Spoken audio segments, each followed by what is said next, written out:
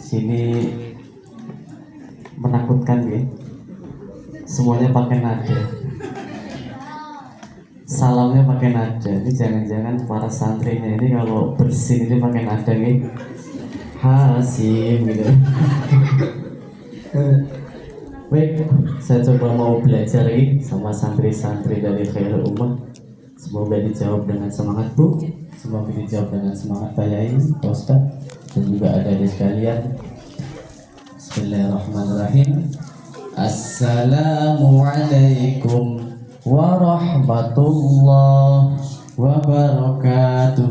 Waalaikumsalam warahmatullahi wabarakatuh. Masya Allah, alhamdulillah. Sah jadi santri Khairul Ummah. Alhamdulillah. Alhamdulillah. Alhamdulillahi wa kafa.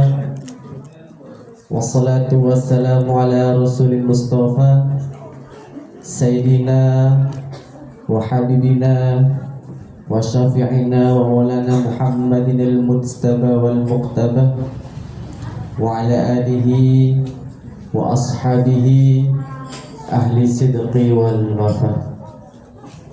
Rabbi shrah li sadri wa yassir li amri wahlul 'uqdatam min lisani yafqahu qawli, amma ba'd. Subhanaka la ilma lana illa ma 'allamtana innaka antal alimul hakim.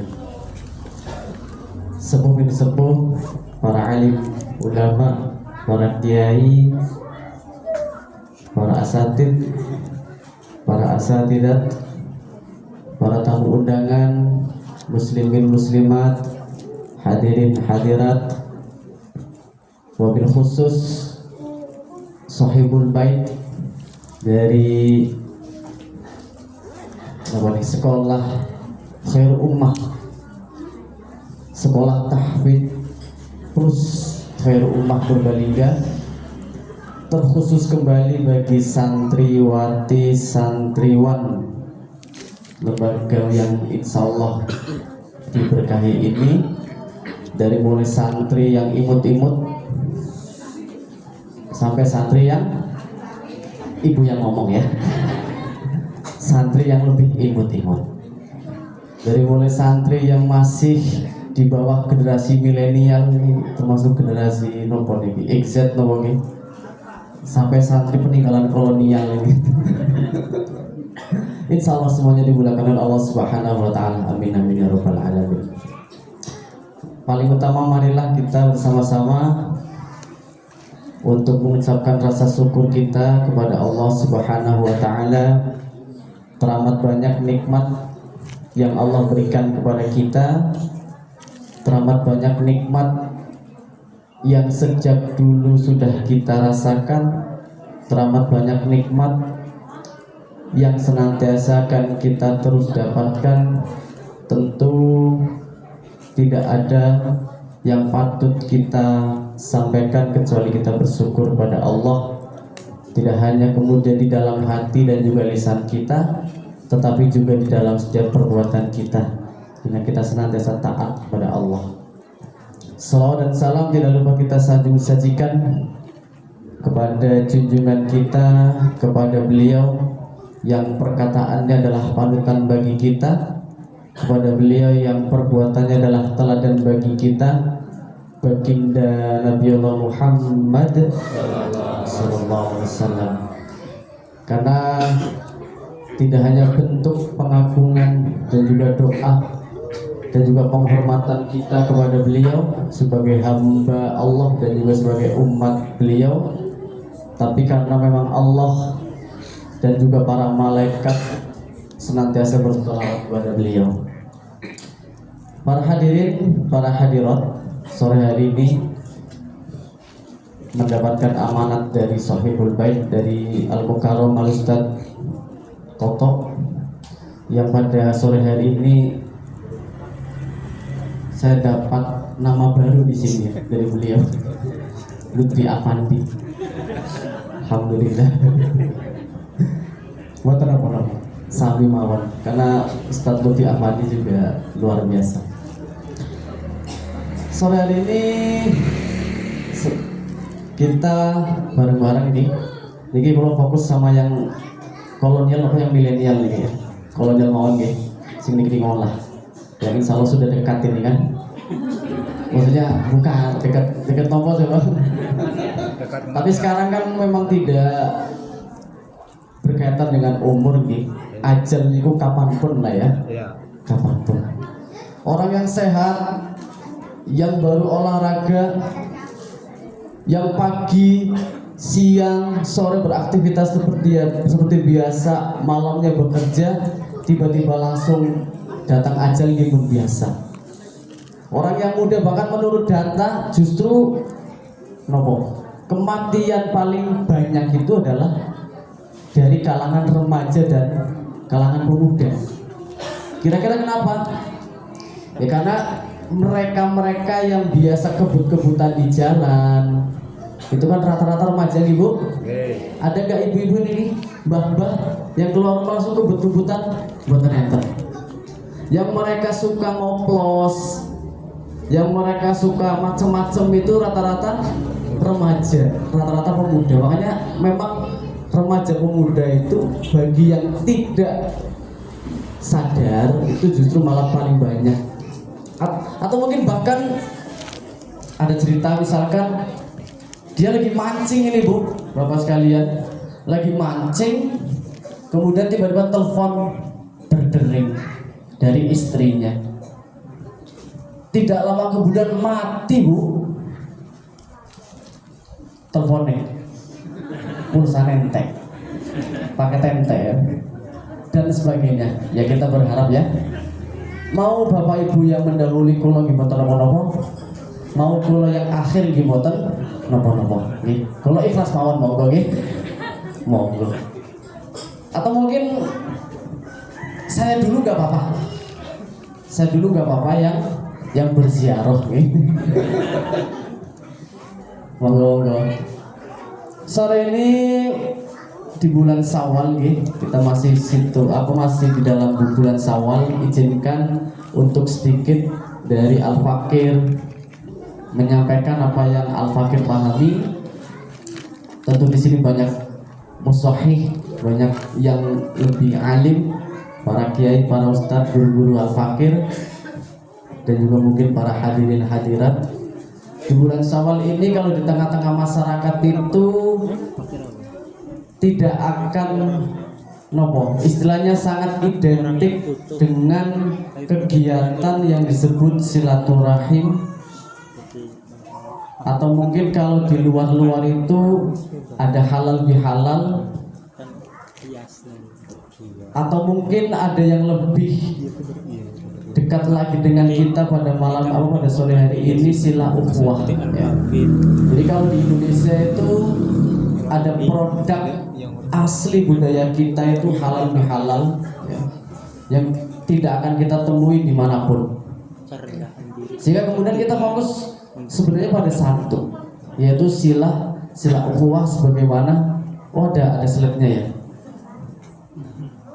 Kalau manut mau ada itunya enggak? Oke. Karena waktunya terbatas nggak mungkin sampai semua. Oke, lanjut. Jadi yang kita akan coba bareng-bareng diskusikan atau belajar bareng nih Bapak Ibu sekalian. Kalau cek suara ini Bu, kurang semangat kayaknya, sudah ngantuk ini. Langsung mohon doa nopo. Bismillahirrahmanirrahim wa kamu. Kalau cek Bapak dan Ibu suaranya Bu, Pak.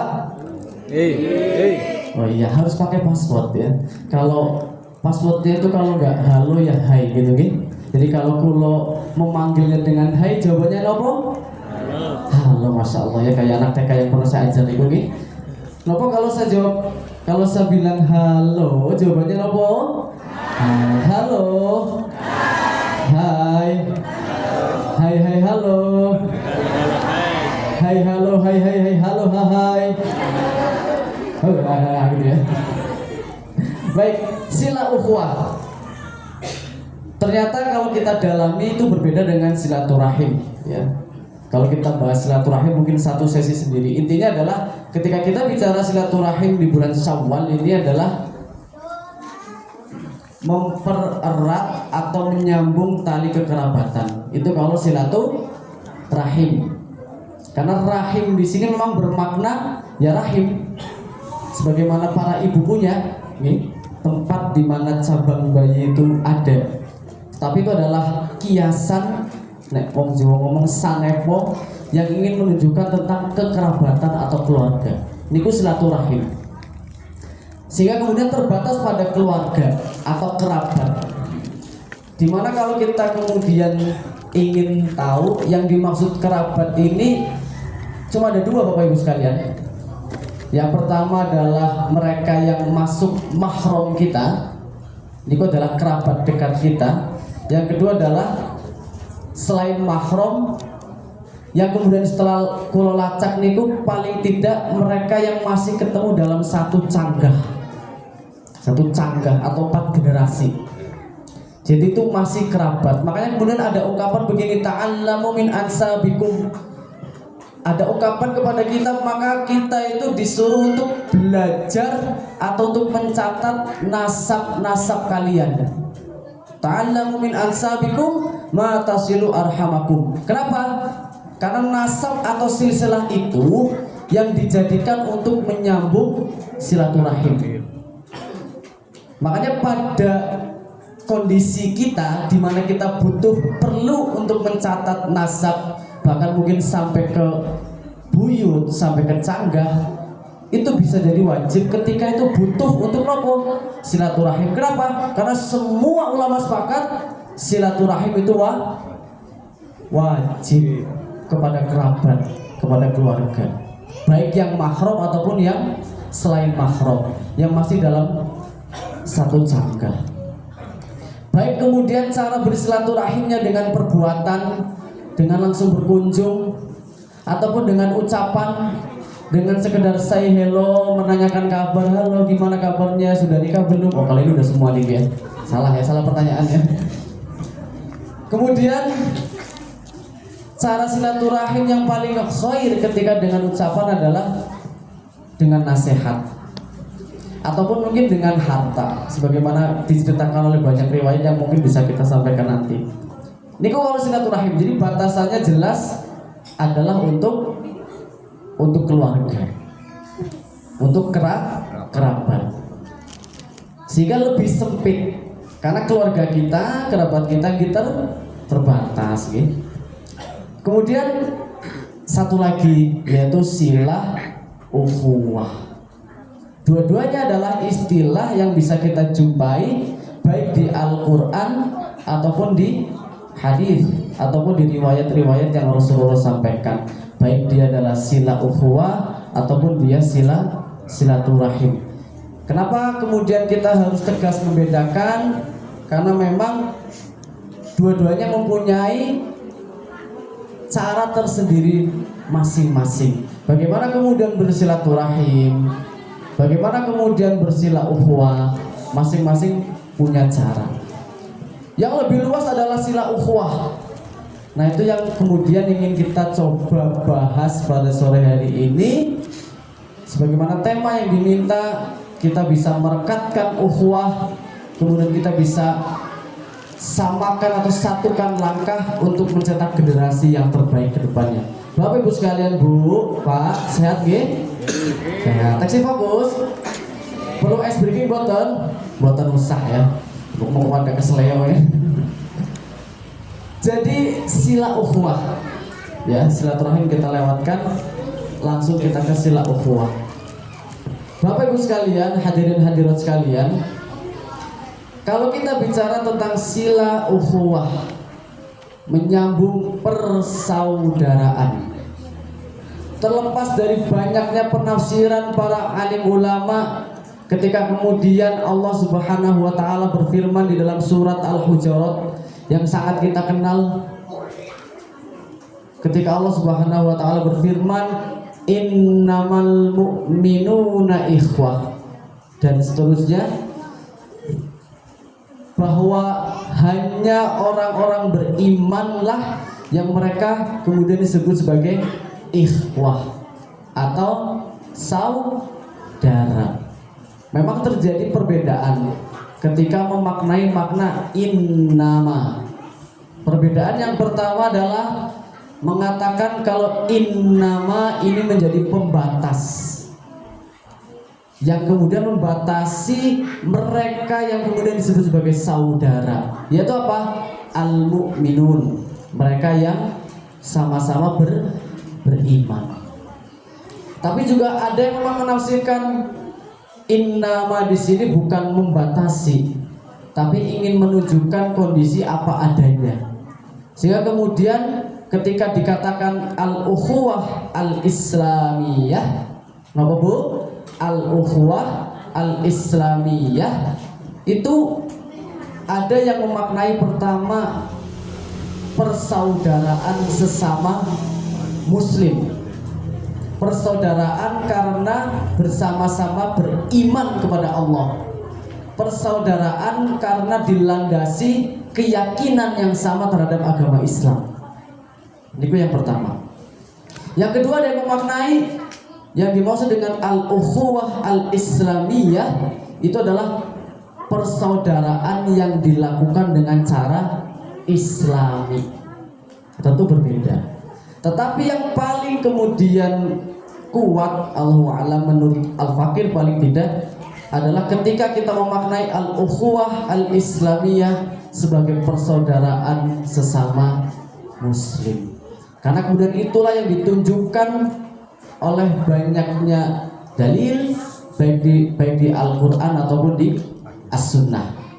Bapak Ibu yang beriman, yang insya Allah dimuliakan oleh Allah Subhanahu wa Ta'ala, sehingga paling tidak hanya ada 2 ayat sebenarnya kalau kita ingin kemudian membahas di sore hari ini. Yang pertama adalah tadi innamal mu'minuna ikhwah, sesungguhnya atau hanyalah orang-orang beriman yang kemudian disebut sebagai ikhwah atau saudara.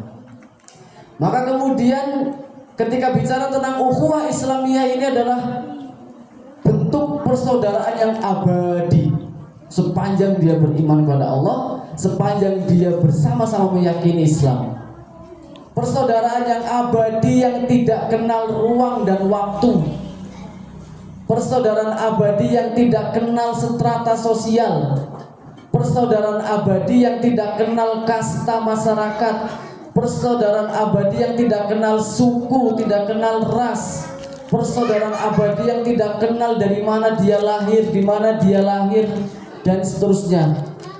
Yang penting ada pengikat keimanan dan juga ada pengikat keyakinan keislaman yang dimiliki oleh masing-masing. Maka mereka disebut sebagai saudara kita. Itulah al-ukhuwah al-islamiyah. Al-ukhuwah Islamiyah ini ibarat tali utawi pengikat. Sebagaimana kata-kata mutiara yang sering kita dengar Ibu, Pak, ketika di masyarakat nih, Bu. Atau mungkin ini kayak pepatah lah ya. Ketika satu batang lidi itu akan dengan mudahnya dipatahkan kalau dia sendirian. Tapi ketika dia sama-sama tergabung dalam satu ikatan, maka mau sekuat apapun kita tidak bisa mematahkan itu. Sehingga kemudian butuh penggenggam, butuh pengikat. Sama halnya ketika misalkan di sebuah lapangan kosong besar, okay? Misalkan kita dulu Bapak Ibu sekalian sering ikut kegiatan pramuka, misalkan ini kemah bersama, misalkan. Nah, biasanya kalau kemah bersama itu kalau acara sudah selesai kira-kira kotor atau bersih lapangannya? Kotor, okay? Banyak sampah berserakan di lapangan. Maka kemudian dengan tegas pembinanya mengatakan kepada seluruh muridnya, silakan baris dari ujung sana sampai ujung situ. Baris sampai memenuhi lebarnya lapangan, tidak boleh ada kosong sedikit pun. Semuanya harus terisi oleh orang. Kemudian setelah baris, langsung kemudian dikasih instruksi untuk maju dan ambil sampah yang ditemukan persis di depannya. Baris kedua pun begitu, baris ketiga pun begitu, sampai kemudian baris kelima dan seterusnya. Kira-kira kalau sudah selesai, sampahnya hilang, boten Bu? Hilang bersih. untuk kemudian bisa membuat mereka kokoh barisannya, untuk kemudian bisa membuat lidi itu kuat, butuh pengikat.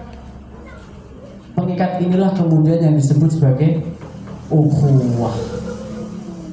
Pengikat inilah kemudian yang disebut sebagai ukhuwah. Itulah fungsi persaudaraan yang kemudian ada di tengah-tengah kita, umat mukmin, umat muslim, al-ukhuwah al-islamiyah. Nah, Bapak Ibu sekalian, sayangnya nanti kita coba hubungkan nih Bapak Ibu ketika kita bicara tentang generasi emas kita. Jadi tadi ada berapa hadis Bu yang dihafal oleh anak-anak? 40 nggih. Luar biasa. Di sini yang hafal semuanya siapa Bu? Ya anak-anak. Gak usah dijawab ya Bu, sudah tahu jawabannya. Mungkin butuh buka kelas khusus untuk generasi-generasi kolonial mungkin. Masya Allah, luar biasa. Ini cerminan gitu. Kalau kita ingin melihat tentang ukhuwah Islamiyah yang ideal gitu, yang kemudian kita nanti hubungkan, kita kaitkan dengan bagaimana generasi emas kita yang tadi sudah dicontohkan oleh sekian dan juga beberapa santri di dalam tempat ini, kita mungkin patut untuk kadang bersedih nih, karena kita sudah tahu nih, ukhuwah Islamiyah ini tidak mengenal batas ruang dan waktu. Bahkan mungkin kita nggak kenal siapa dia, kita nggak kenal namanya siapa, kita nggak kenal asalnya dari mana. Tapi kalau kita tahu dia adalah mukmin, kita tahu dia adalah muslim, maka dia adalah saudara kita. Itulah al-ukhuwah Islamiyah. Tapi mungkin sayangnya ada ada kondisi kadang kita masih sering kalau misalkan al-ukhuwah Islamiyah ini kan sama dengan persatuan nih, sama-sama dengan persatuan. Tapi mungkin di lingkungan kita bahkan, atau bahkan mungkin tidak hanya sekedar lingkungan, kadang mungkin di keluarga kita bahkan, kadang mungkin di masyarakat kita bahkan, kadang masih belum terjadi istilahnya ikatan ukhuwah yang benar-benar kokoh. Masih berselisih, masih mungkin saling menyalahkan, masih mungkin saling membenci, bahkan mungkin masih saling mencaci dan seterusnya. Lalu boten Bu, Pak, kadang masih gitu. Nah, semoga itu tidak terjadi dan juga terus membaik. Maka kemudian bagaimana caranya kalau seandainya kita menjumpai hal itu Bapak Ibu sekalian di lingkungan kita, bahkan mungkin di keluarga kita.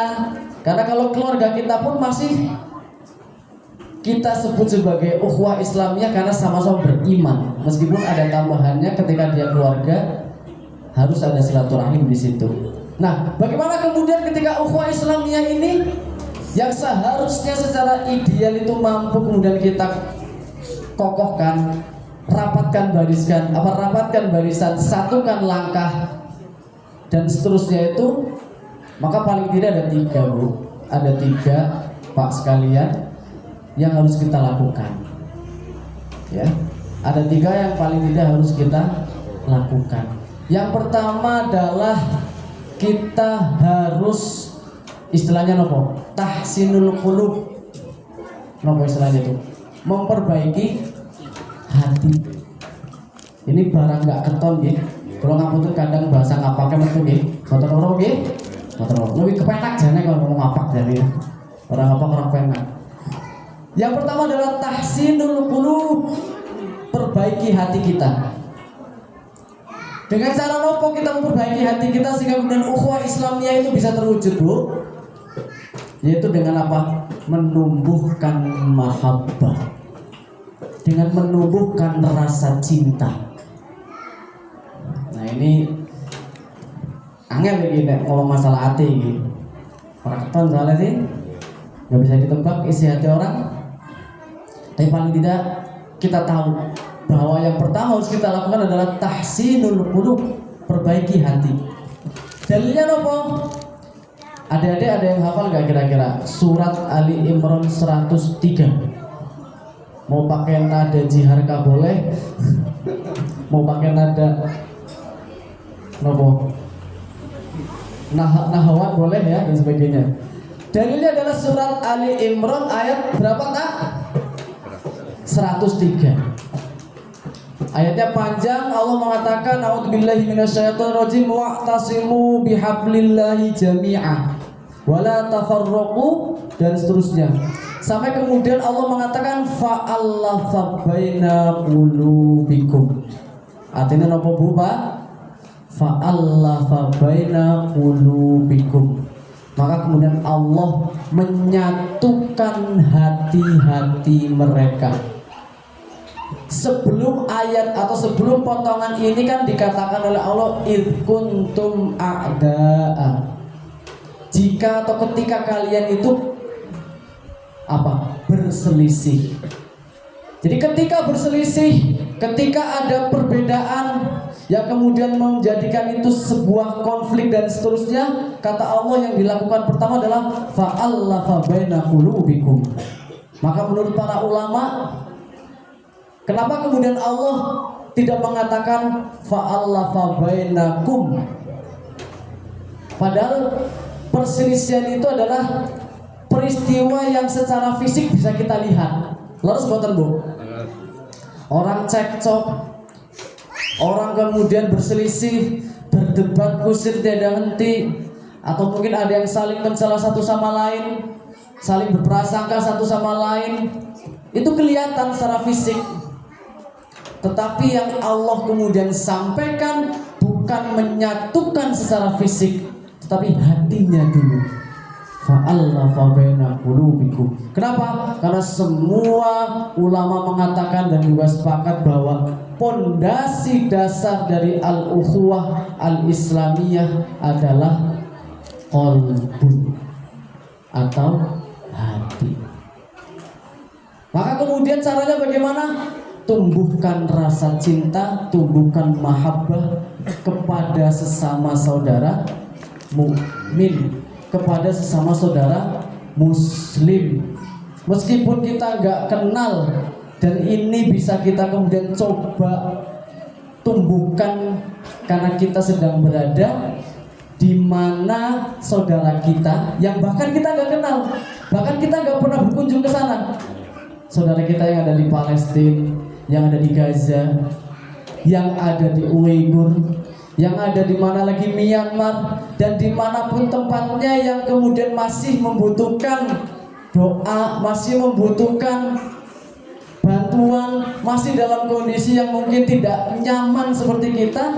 Maka untuk mengukur hati kita Bu Pak, tentang mahabbah di dalam hati kita, untuk mengukur bagaimana kemudian kekuatan kualitas ukhuwah kita, maka kita cek ketika ada huru hara di sana, bergetarkah hati kita? Sedihkah kemudian hati kita? Nah itu kemudian bisa untuk melihat. Makanya tumbuhkan rasa kasih sayang itulah kepada sesama muslim. Ya. Misalkan hal yang paling dekat Ibu antara sepasang suami dan juga dengan istrinya, modal dasar yang kemudian ada pada mereka adalah rasa cinta, rasa mahabbah.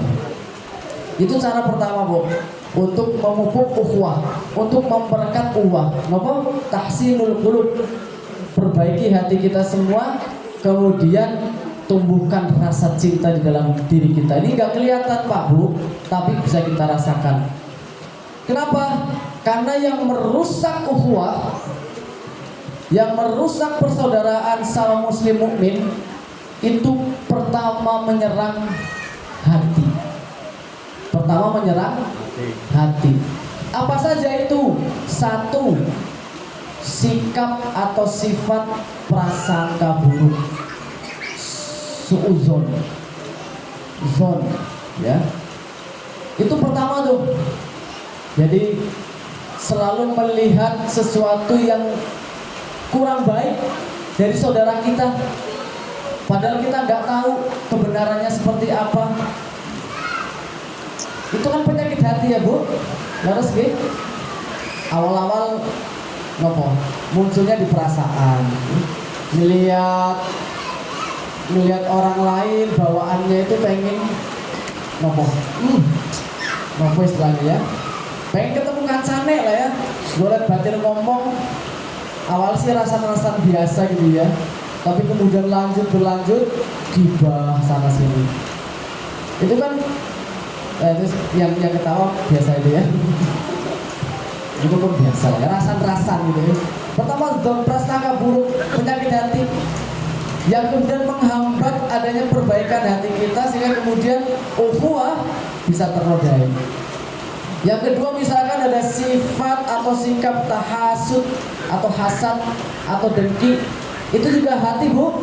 Lalu adanya di hati, iri, senang melihat orang susah, susah melihat orang senang. Atau mungkin tanafus ya, tanafus itu apa istilahnya, mencari-cari aib, mencari-cari kesalahan orang ya. Jadi ada tahasud, ada tanafus yang kemudian ini menghalangi perbaikan hati kita. Kemudian juga ada lagi misalkan tadabur, bukan tadabur Quran ya, tadabur biasa, tadabur itu maknanya adalah menjatuhkan orang lain, saling menjatuhkan atau membelakangi.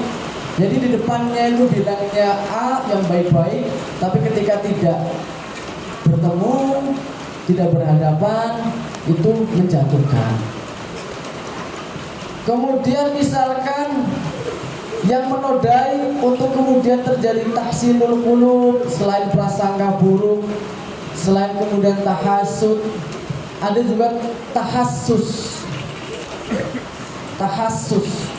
Tahassus itu sama dengan yang tadi, mencari aib, kejelekan orang lain.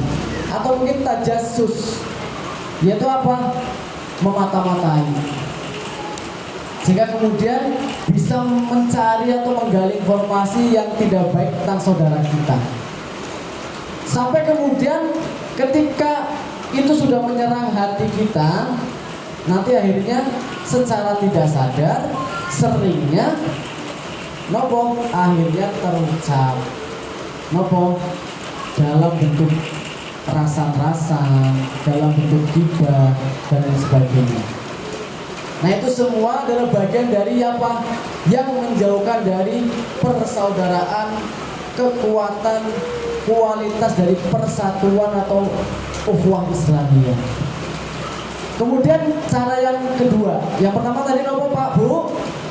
Tahsinul qulub, perbaiki hati kita.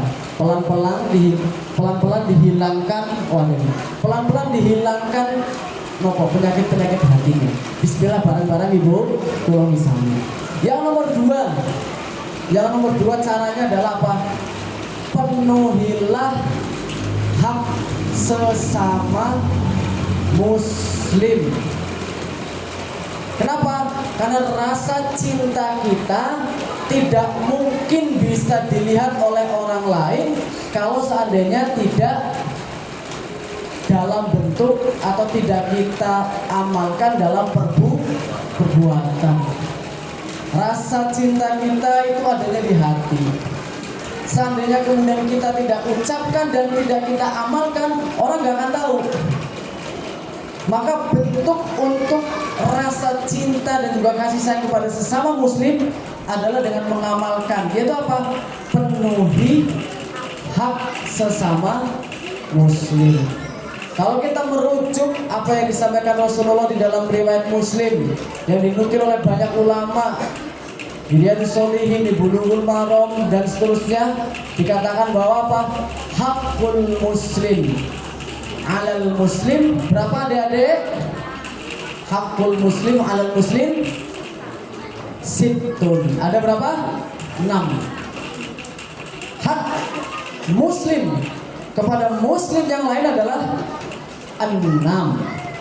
yang kemudian karena ini adalah hak, maka kemudian kita diminta untuk memenuhinya. Yang pertama apa Bu? Pak, yang pertama hak sesama muslim yang harus dipenuhi apa? Apa? Apabila bertemu maka ucapkan salam. Idza laqita fassalim. Atau fassalimhu. Kalau kemudian bertemu ucapkan salam. Kemudian yang kedua. Yang kedua apa Bu? Yo. Apa? Apa Bu? Menyapa. No. Betul. Yang kedua, kalau seandainya nopo sebelum meninggal Bu, jangan sebelum meninggal Bu, sebelum meninggal apa? Sebelum sakit mesin. Nah, nopo? Oke, sebelum itu ada lagi atau enggak apa-apa? Tadi udah pada bener tuh, masya Allah ya. Seandainya diundang, maka penuhilah. Idza ta'aka fa'ajibhu. Kalau seandainya diundang, penuhilah. Yang kedua. Yang ketiga, tadi seandainya minta nasihat, maka nasihatilah. Cuman kadang memang ini kebalik jarang yang minta nasihat Jarang. Justru biasanya kalau datang itu langsung ngasih nasihat ya, langsung ngasih haknya gitu ya, luar biasa gitu ya. Tapi ideal atau ma'rufnya adalah kasihlah nasihat memang ketika saudara kita meminta nasihat. Yang keempat yang tadi disampaikan oleh adik-adik, ketika saudara kita itu bersin dan kemudian dia mengucapkan hamdalah, maka yang mendengarnya sesama muslim juga mendoakannya. Yang kelima, ketika tadi sakit, ada saudara kita yang sakit, sesama muslim, tetangga kita atau mungkin lingkungan kita yang kita kenal, kalau dia sakit maka ya da'uhu, maka kemudian kunjungi, jenguk. Yang keenam, yang terakhir tadi, ketika ada saudara kita yang meninggal, maka kemudian antarlah jenazah, ikut menguburkan.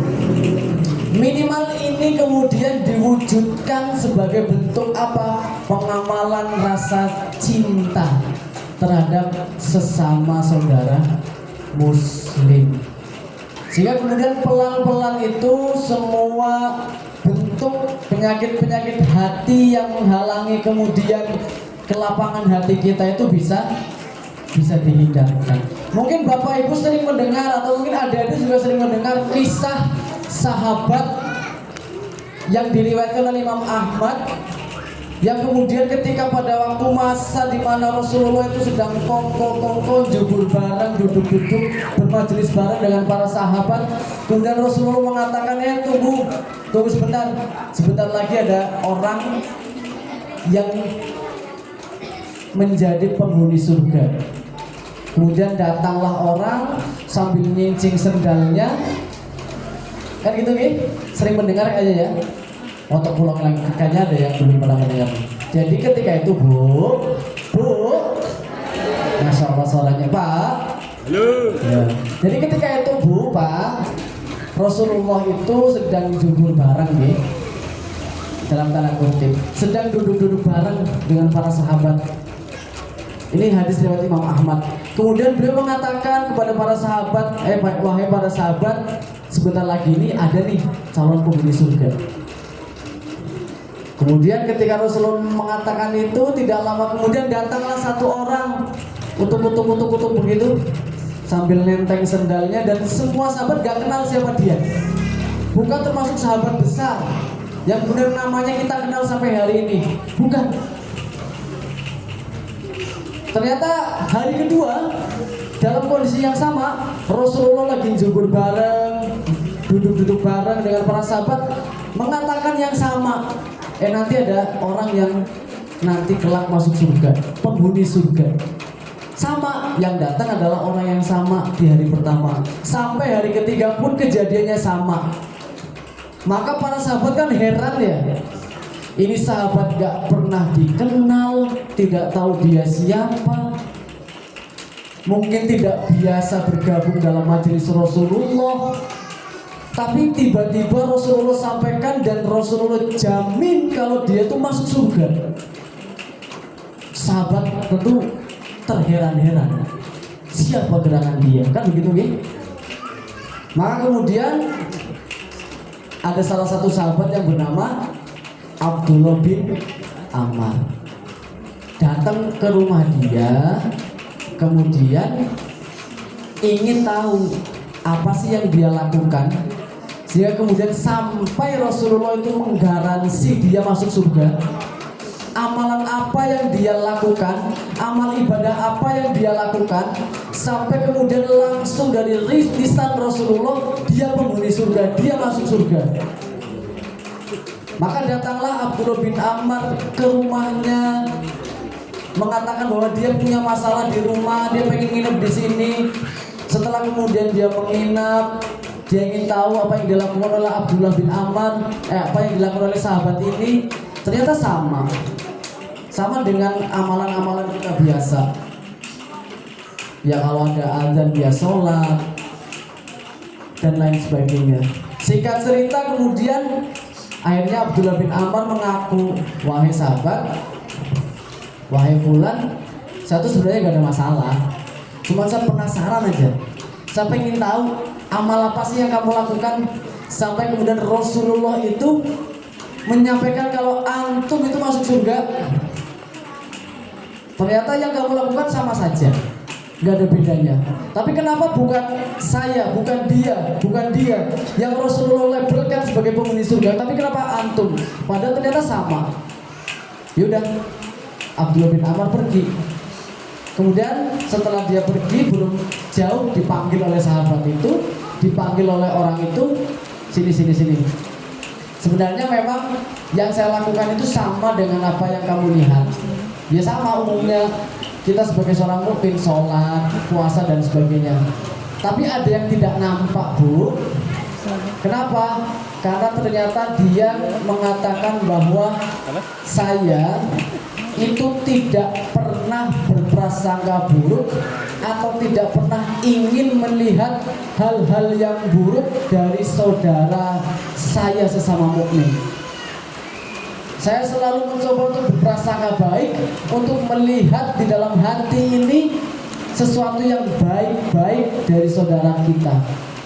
Dan saya tidak pernah punya rasa iri, dengki, hasad terhadap karunia yang Allah berikan kepada orang lain. Itu yang kemudian yang saya lakukan.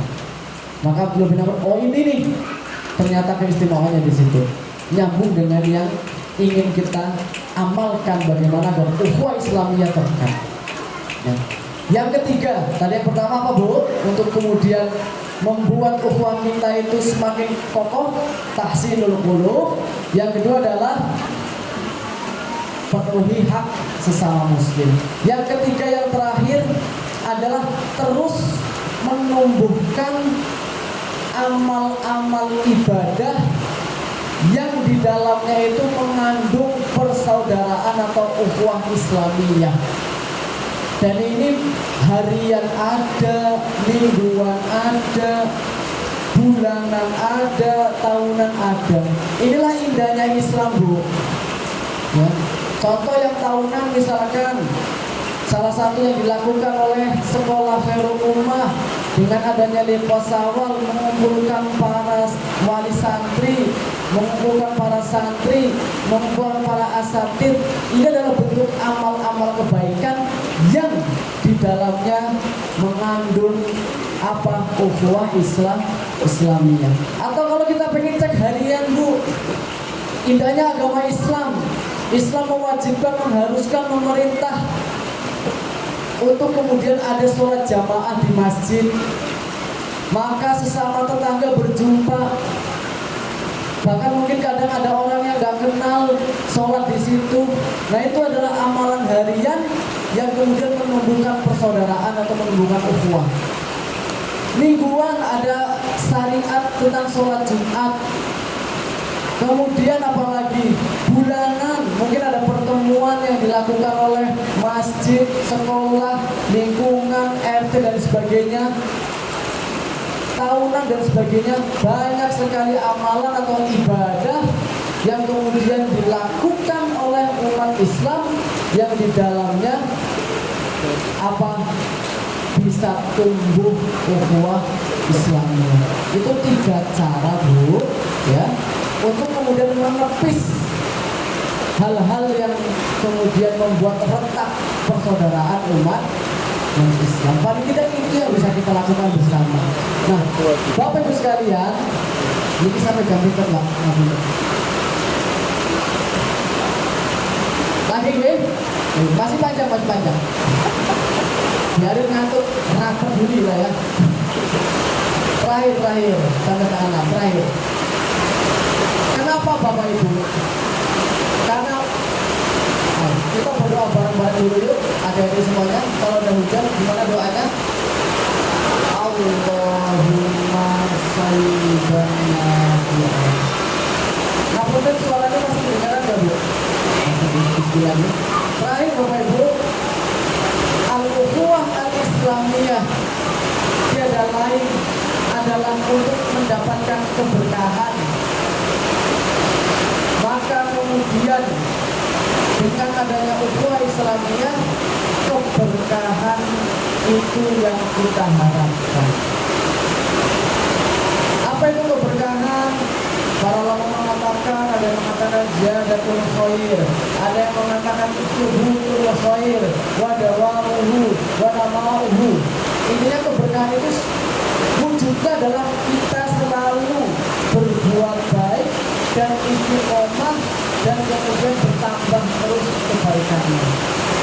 Nah, kaitannya dengan bagaimana kita bisa mencetak generasi yang kuat imannya, generasi yang solih dan juga solihat, dan juga generasi yang tidak hanya pintar secara lahir, tapi juga pintar cerdas secara keimanan.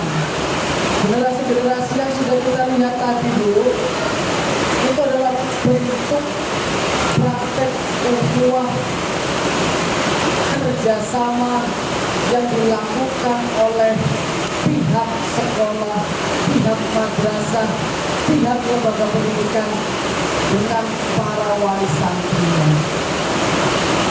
Ada ukhuwah di situ, ada kerjasama di situ, ada kolaborasi di situ, Bapak Ibu sekalian. Kenapa? Karena punya tujuan yang sama untuk bisa mencetak generasi yang handal, generasi yang unggul, generasi yang beriman dan juga bertakwa. Maka kemudian Bu, Pak, kalau kita bicara tentang orang tua, ya, kalau kita bicara tentang orang tua, maka Allah Subhanahu wa Ta'ala mengingatkan kita di dalam surat At-Tahrim ayat yang ke-6. Apa, Bu? Surat At-Tahrim ayat yang ke-6. Ya ayyuhalladzina amanu qu anfusakum wa ahlikum nar. Wahai orang-orang beriman, sedoyo memiliki beriman, jagalah anfusakum, diri kalian, wa ahlikum nar. Jagalah diri kalian dan juga keluarga kerabat kalian, dalam hal ini adalah anak-anak kita, naron, dari siksaan neraka. Maka Bu, kalau kita lihat bagaimana para ulama menjelaskan, ketika kita membuka kitab tafsir, misalkan penjelasannya Imam At-Tabari, dia menukil banyak pendapat dan kemudian mengatakan salah satunya adalah alimu wa adibuhum atau alimuhum adibuhum. Maka kemudian